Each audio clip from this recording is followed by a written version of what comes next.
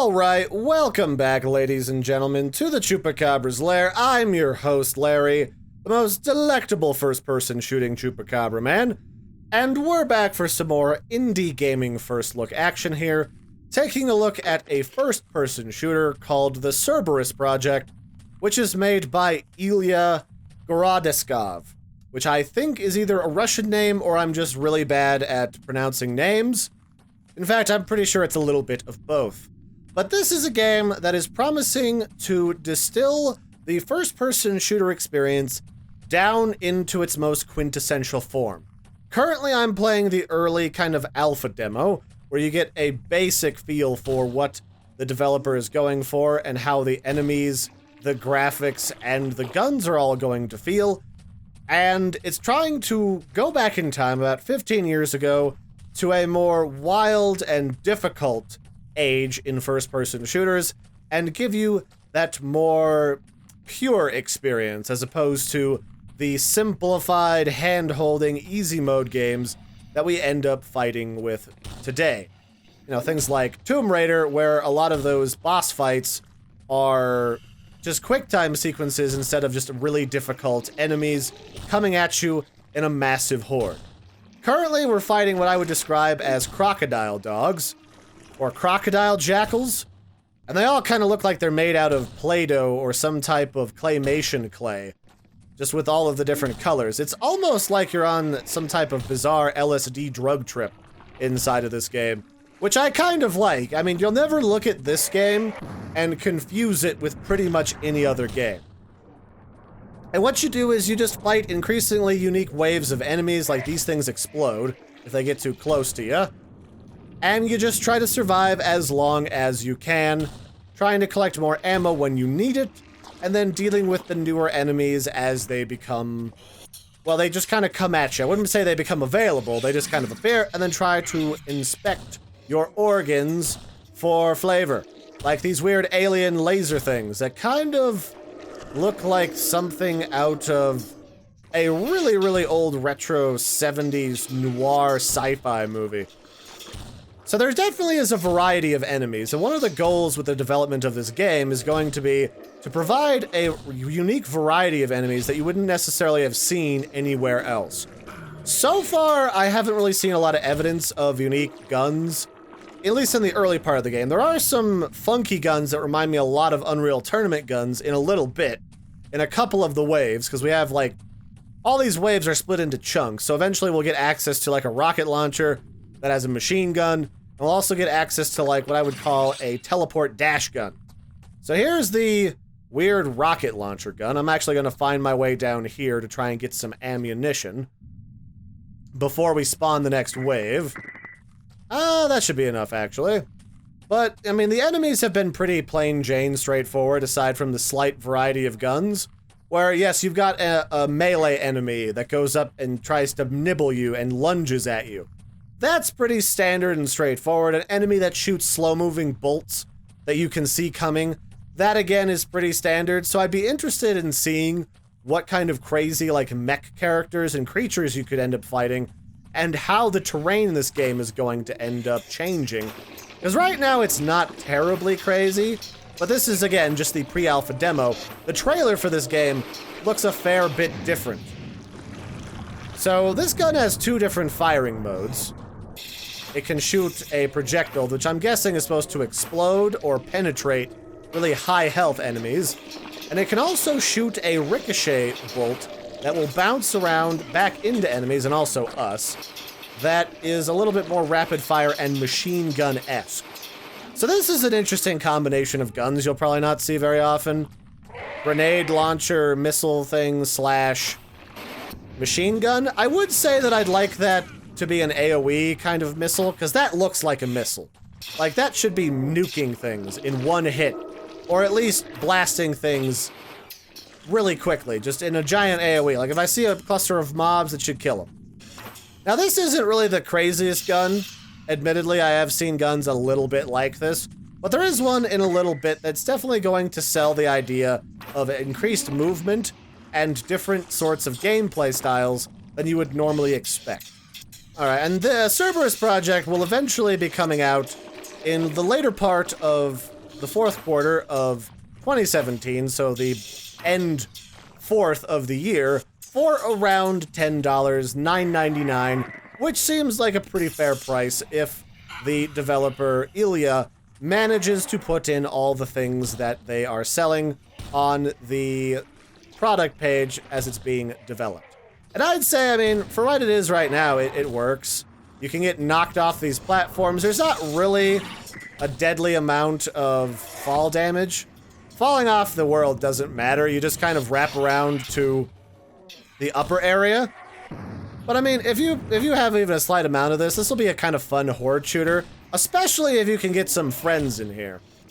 Because a difficult horde shooter, I can say from experience, is a game that a lot of people are going to enjoy. I play a lot of Killing Floor 2, which admittedly initially isn't supremely difficult, but certainly has its challenges when you get into higher difficulties and the enemies start to behave a lot differently. So they do things like, they're kind of like zombies in that game. They're like zombie mutant clones, and they do things like protect their head with their metal-wrapped appendages so that they don't get immediately destroyed by your first volley of shots coming from Narnia. That seems kind of cool, I will be honest. And like, if this game has things like that, ever-evolving creature behavior, ever-changing and ever-increasing number of different creatures that you can fight, they get patched in later, I think this game will have plenty of replayability, but it's also going to depend on how interesting the environments and everything else is. So there's going to be a lot of variety in guns, weapons, and abilities and such. Well, maybe not abilities, but certainly guns. And also what is described as going to be a difficult melee fighting mechanic where you can kind of walk up and slap things with a sword in either hand, and it's a little difficult to master, but it'll give you a really juicy way of killing enemies. But aside from those things, I mean, you gotta have enough variety to keep people playing this game. And Ilya said himself that this is going to be a game that doesn't have a bunch of procedurally generated levels. They're all going to be specifically crafted. So that's going to mean that you're going to have a lot of them coming out on launch day. Maybe some sort of weird, mind-bendy LSD acid trip of a story could go along really nicely with this game, and that would be good. I would just wait and see like some crazy weapon examples. That's really the thing that I'm kind of holding out for. That would add a lot more interest to what's going on here. Oh shit, that's gonna probably kill me. I don't want to die. I need some health. Oh, something. Wow, that's a lot of bolts. What is shooting that much? So some of the other things that happen in this particular demo are a lot of the enemies feel very much the same. They just have a different color, which isn't a bad way of doing enemy design, like just changing their behaviors a little bit and reusing a model. That said, again, if you're going to be selling the variety of enemies and weapons, you really need to put all of that stuff way out front. This demo needs to be full of just a smorgasbord, a treasure trove of different horrifying creatures, all that really want to turn me inside out like a piñata. That's really what you need to sell the concept, especially in a demo, because the idea of a demo is you really want to sell people on why they're going to eventually want to buy this game. You're going to want to build hype for the game so that you give people a reason why they should care. Because right now, this just kind of feels like the run-of-the-mill first-person shooter experience, horde shooter experience, that isn't terribly different or particularly interesting or crazy. It's just something that I would expect to find on a platform like itch.io for free, sort of like you would expect to see a demo for free, and it doesn't make me wibble-wobble or feel overly impressed. So I would be looking for, you know, really big, broad landscapes that aren't just floating platforms. This is eventually going to have some interesting environments with jump pads, with crazy environmental effects, environmental pickups, things that you can use to kill enemies in the environment. Very arcadey.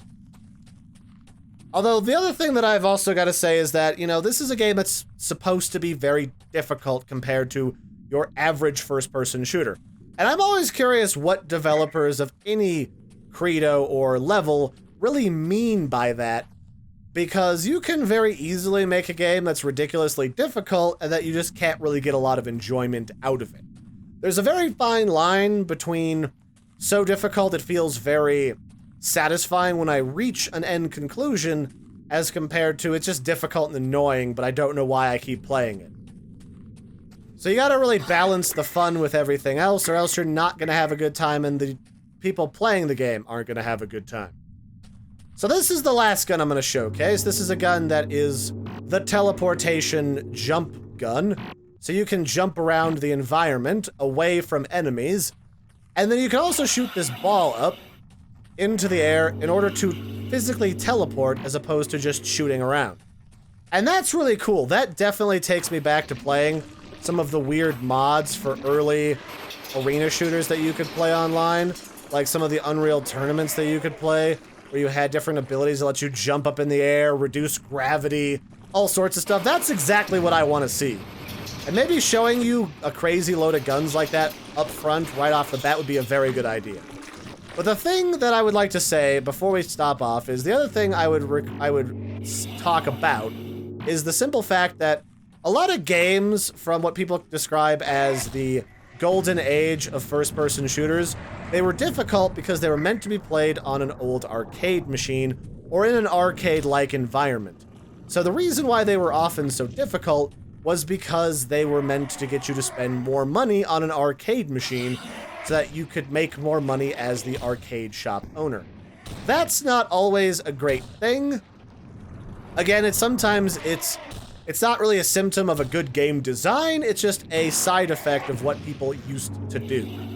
So I'd always just, encourage every game developer to really think, why was this game of this variety harder at one point, and why is it a lot easier now, and was that intentional, or was that kind of a byproduct of the arcade machine era?